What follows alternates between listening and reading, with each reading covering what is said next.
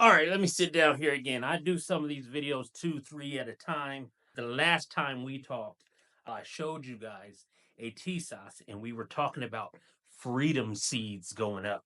Price of freedom seed. Let me show you what a freedom seed is. This is a freedom seed, 357 freedom seed. This I showed you last time is a Tisas double stack 9 millimeter 2011. It's a 1911 that doubles in capacity, basically, is what it is. Let's make sure that it's clear. Here's the mag, 17 rounds. So let's, nothing in the chamber. I'll aim it at you. There you have it. Now, I don't know if I think I've done a few of these 1911 before. This is my first 2011. I got into these last year. It's one of the guns that is very affordable to buy. I think it cost me, again, I get guns on sale. This one was like 550 at the time. I got it when it first came out. Vance's had it. They had a great sale going.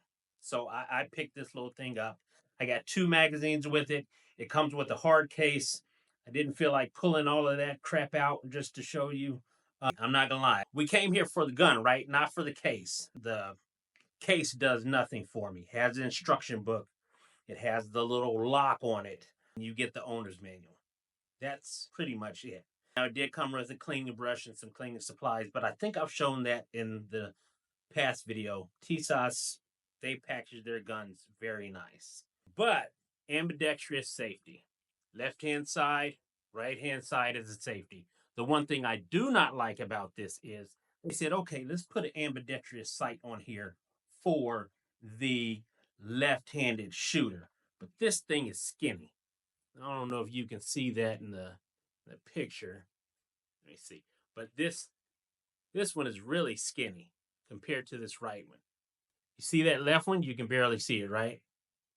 This thumb brake, this safety thumb brake, because you kind of rest your thumb on this safety, it's really skinny, and I hear that it bites sometimes. I would like to replace this possibly, but a lot of times with my guns, I leave them stock. I like to shoot them stock. It's easier to get parts and trade out. If I'm buying a $500-600 gun, I'm not going to go and spend another $1,300 to get it Gucci or whatever you want to call it. I want to fire it. I want to put some holes in something. Just like a 1911, these break down a little different, yet the same. They do have a model that has a bull barrel. This one does not. It does shoot a little high for me from what I'm seeing. It has a blacked out backside with a white dot at the tip. Shoots good, shoots smooth. I think I just need to practice with it. It's a little heavier, all steel except for this grip module, which is plastic, but it feels very good. You've got this finger groove. It's kind of checkered a little bit, and I haven't had a problem with gripping it or my hand sliding. This back, same way. Very good texture here. This is the hammer. Lock that back. One in the chamber. It fires. This back, release, and you can see that barrel. Again, it's not a bull barrel, but it is a very hefty barrel. I think this may weigh 2.5, 3 pounds. Trigger pull is about 4 pounds for your trigger pull.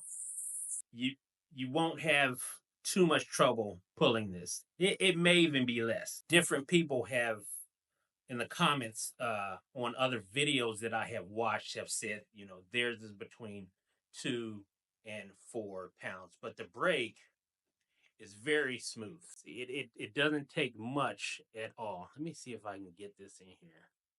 See if it'll focus. Barely pressing. We have to press down on the grip handle. That's it. So this little back strap right here, I have to keep this pressed. This is another safety. Press this down, and I'm barely pushing on this, and it fires. You can dry fire these. You do have to maintain them a little bit better than you would a Glock or my Hellcat Pro. They like to be what they call wet. Well, at least what I call them. They like to be wet. They like to be oiled up. They like a little baby oil on them. As long as you clean them and you lubricate it, I wouldn't say, soak it in a tub of oil, but put a little extra oil on it when you're cleaning it. I haven't had any problems with this gun firing. I have fed several different types of ammunition through it. It has always worked for me. There have been some problems when people have put on red dots. So this is set up for a red dot. I won't be putting one on this. I was going to at first, but what ended up happening was I read some reviews where the screws were too long and they were messing with the functionality of the gun functioning properly. It does have a Picatinny reel, but it's very small. I think you can put like a TLR 7 on it. You can't put a 1 or it might be TLR 1, but it's very few lights right now that fit on this. From what I understand, there is a new model that is coming out that has a longer Picatinny rail. It's about this long, where your light and other accessories will fit on there just fine. But for me, right now, I'm just trying to learn how to use this one. I'm pretty good with my Glocks. I'm pretty good with the Hellcat Pro. This is a whole other animal. I've got a 22 1911. I have another Tisas Night Stalker 1911, and then I picked up this 2011. So far, it's been a good gun with very few cons and a lot of pros.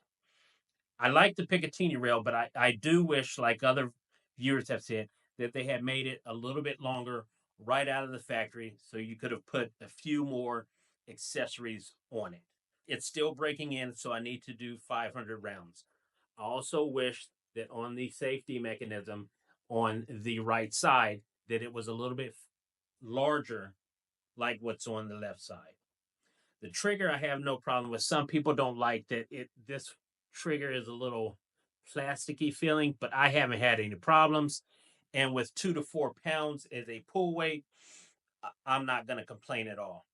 The raised sights or whatever these are makes it where it does shoot a little high. I'm trying to get used to that and dial it in. I was thinking about carrying this, but I am going to hold off just a little bit longer.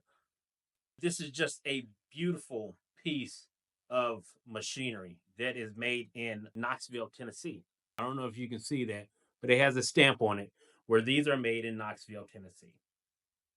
If you like Tisas, great. If you don't, hey, that's more for me if I have some extra cash and I want to go grab one. It's not everybody's cup of tea, but if you're looking for something on the cheaper side to get into a entry level, as you want to say, to the 2011 market, this beats the Gerson. This beats all the other entry level 2011s in their price range. Springfield Armory has a 2011. I like it, but there are many problems with that where people have had to upgrade. They're already spending $1,400 for the gun, and then you have to upgrade to get it to function properly. I don't want to do that. I want to shoot right out of the box and not have many malfunctions while I'm breaking the gun in. One, maybe two is very acceptable when you're breaking in a gun between 500 and 1,000 rounds. The Springfield Armory ones look just like this, double the price. Like I said, I paid $550 for this, and it just works. It has just worked for me. With that, you know what time it is. Roll Tide, go ahead for me and hit that subscribe button. It costs you nothing. You don't even have to watch another video. You can watch this video, watch a couple other videos, say, hey, I kind of like this. I'll leave him on the back burner for a couple months, come back and see what he's doing. It's going to be a good time. With that, I hope you guys have a good evening. Big Unc out.